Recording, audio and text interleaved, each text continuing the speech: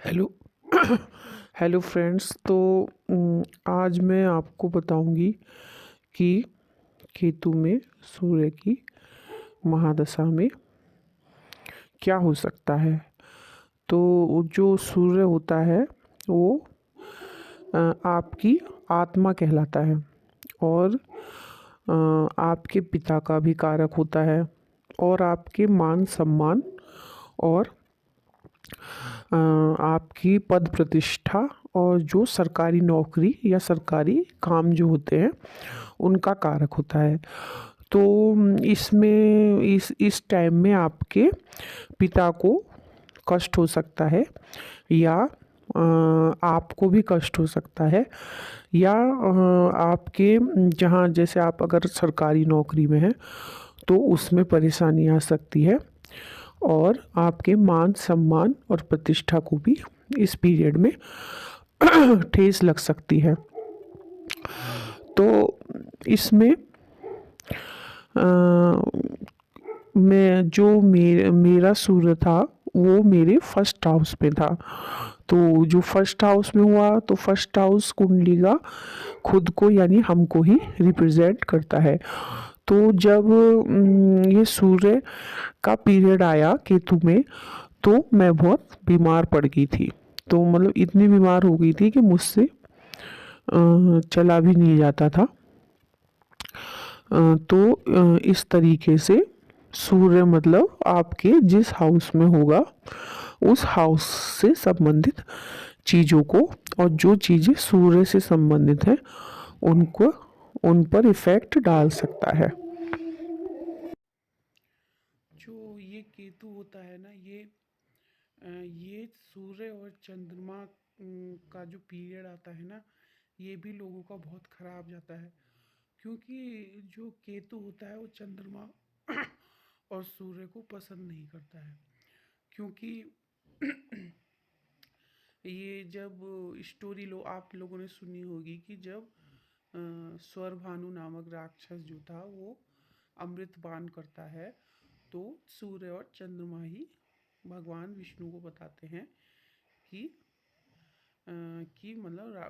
स्वरभानु नामक राक्षस ने अमृत पी लिया है। तो इसीलिए फिर जो विष्णु भगवान है वो सुदर्शन चक्र से स्वरभानु का गला काट देते हैं। तो जो ऊपर का सिर होता है वो राहु बन जाता है और नीचे का जो धड़ होता है वो केतु बन जाता है। तो इसलिए राहु केतु जो है वो चंद्रमा और सूर्य से बैर रखते हैं। मतलब ये दोनों राहु और केतु के सूर्य चंद्रमा एनिमीज हैं ये आपस में। तो चंद्रमा और सूर्य वाला पीरियड भी लोगों का बहुत खतरनाक ही होता है। तो सूर्य में तो क्या नाम है आप क्योंकि सूर्य थोड़ा उसको भी गर्म मिजाजी को भी रिप्रेजेंट करता है। तो आपका एंगर लेवल भी इसमें हाई हो सकता है। और जो चंद्रमा होता है वो मन का कारक होता है। तो और आपकी लिक्विडिटी जो आपके पास धन है उसका भी कारक होता है और आपकी माता का भी कारक होता है। तो जो ये पीरियड आता है केतु चंद्रमा का ये होता है 7 महीने का। तो इसमें जो है आपकी माता को भी कष्ट हो सकता है और इसमें आपका जो लिक्विड वो है मतलब जो आपका पैसा है वो भी धन हानि भी आपको हो सकती है। क्योंकि मुझे भी हुई थी। मुझे इस पीरियड में मेरे 7-8 हज़ार रुपये की का मुझे नुकसान हुआ था। और जो ये चंद्रमा होता है ये आपके मन का कारक होता है और जो हमारे मन में विचार आते हैं ये उनका भी कारक होता है। तो जब ये पीरियड रहेगा तो ये आपके ना आपको बहुत विचार नकारात्मक विचार आएंगे और आप बहुत इमोशनल रहेंगे। हमें हर टाइम आप इमोशनल रहेंगे। आपके आंसू बहते रहेंगे और आप सोचते ही रहेंगे बस रात में भी सोचना दिन में भी सोचना। तो ये जो पीरियड होता है इसमें आप इमोशनली बहुत ब्लैकमेल होंगे। मतलब आपका पार्टनर या सामने वाला या जो भी है वो आपको इमोशनली इस पीरियड में ब्लैकमेल आप हो सकते हैं और इमोशनली आप बहुत परेशान हो सकते हैं और धन की वजह से भी परेशान आप इस पीरियड में हो सकते हैं। और इसी पीरियड में जो है मेरी बेटी भी हुई है। तो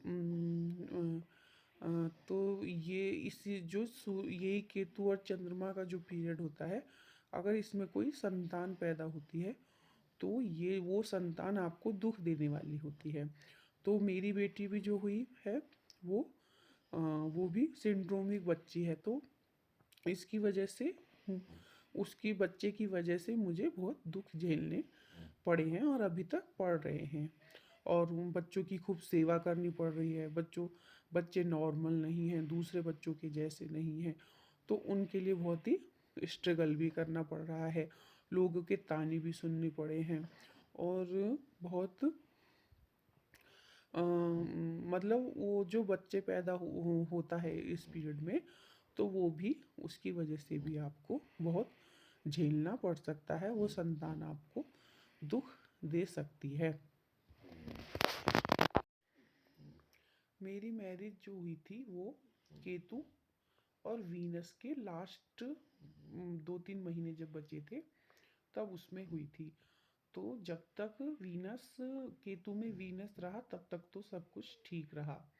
और जैसे ही फिर उसके बाद जैसे ही चंद्रमा सूर्य की और चंद्रमा की पहले सूर्य की स्टार्ट हुई, जो कि 2 महीने 5-6 दिन की होती है।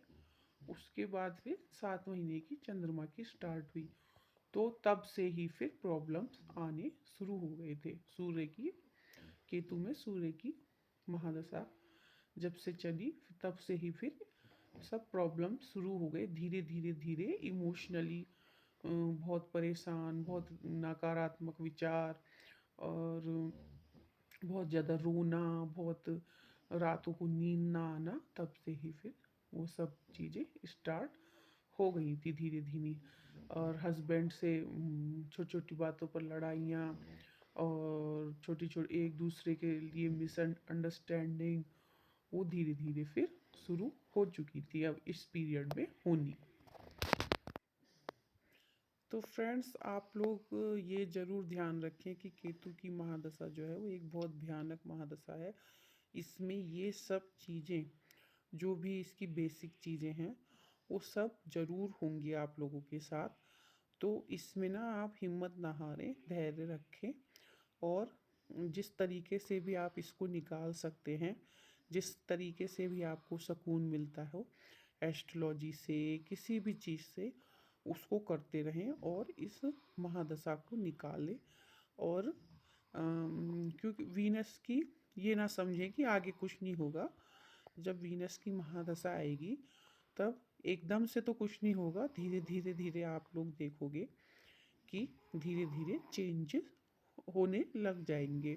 धीरे धीरे आप लोग फिर से ही हैप्पी रहने लग जाओगे, और फिर से ही आपको जॉब वगैरह मिल जाएगी।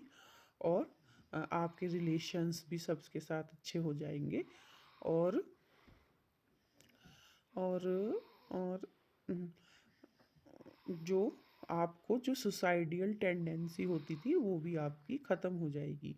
मुझे वीनस की महादशा में 1 साल हो चुका है और अब मेरी सुसाइडियल टेंडेंसी बिल्कुल ख़त्म हो गई है।